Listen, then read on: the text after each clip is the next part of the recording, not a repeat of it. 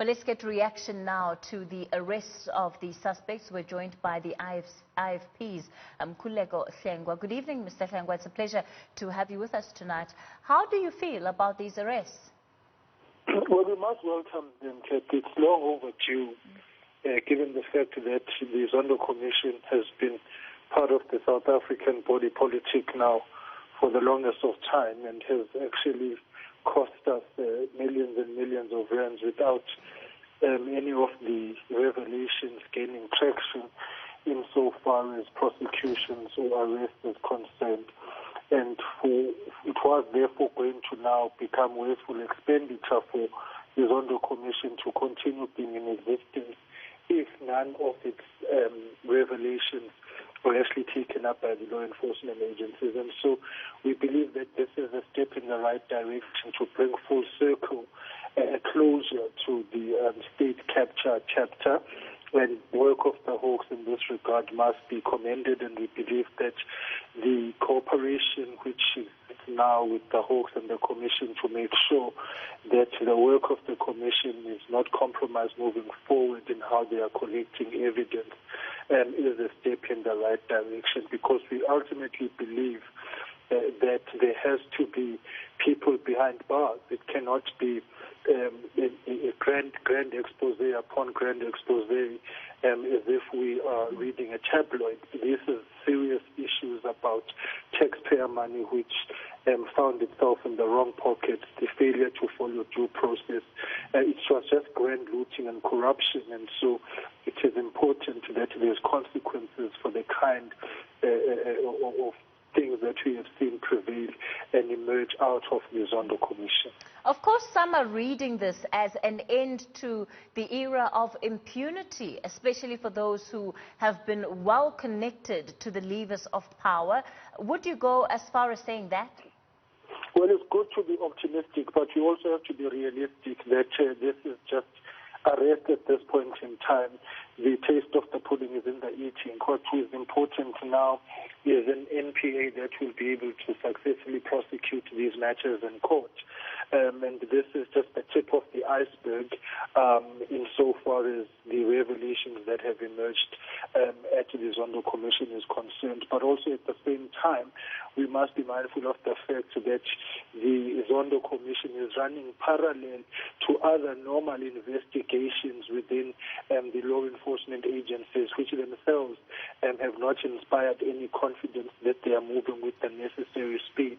So at this point in time, we can only welcome what is a step in the right direction and hope that this speaks to a law enforcement agency that is finally woken up from its slumber and will be able to go the whole 9 yards in securing successful prosecutions and recoveries. What is important is going to be the coordination and synchronization of work across the spectrum of the value chain of the law enforcement agencies, the Hawks, the NPA, the SAPS, SARS, and so on, all of them working together to make sure that ultimately the hope that we have and the optimism which may have been expressed in some quarters is actually realized. But as the IFP, we are welcoming this with the necessary caution, with hindsight being the hindsight, that our law enforcement agencies have not covered themselves in much glory. But if there is any glimmer of hope which they are now seeking to reignite, we should welcome that and encourage it so that they know that the country is behind them in these efforts. Of course, tonight we're also seeing that President Cyril Ramaphosa has released this report regarding that controversial trip to Zimbabwe by the Defense Minister Nosiviwe Mapisa-Nqakula. Now that we have a bit more details than we did before, your impressions of how the President has handled this entire saga? Well, we are studying the report, but from our initial reaction really is that the report doesn't say very much. There's still much probing that needs to be done, and we fundamentally believe that the call that we made for the report to be made public was the correct one, because it would explain to us whether the president was rational in the kind of sanctions which he meted out against the minister. And I think a few days ago, while speaking here on Newzroom Afrika, I expressed that that IFP position. We are expecting, of course, this report to now go to Parliament, to the Joint Standing Committee on Defence, I think on the 16th of October, where the Minister will be appearing and to answer more questions. But it's a very scant report, it's very hollow, and it raises more questions than answers, but it does form some basis of interaction. What is clear here is that this saga is far from over, and it is important that we pursue it, because at the very heart of this is the issue of constitutionality and the integrity of our democracy.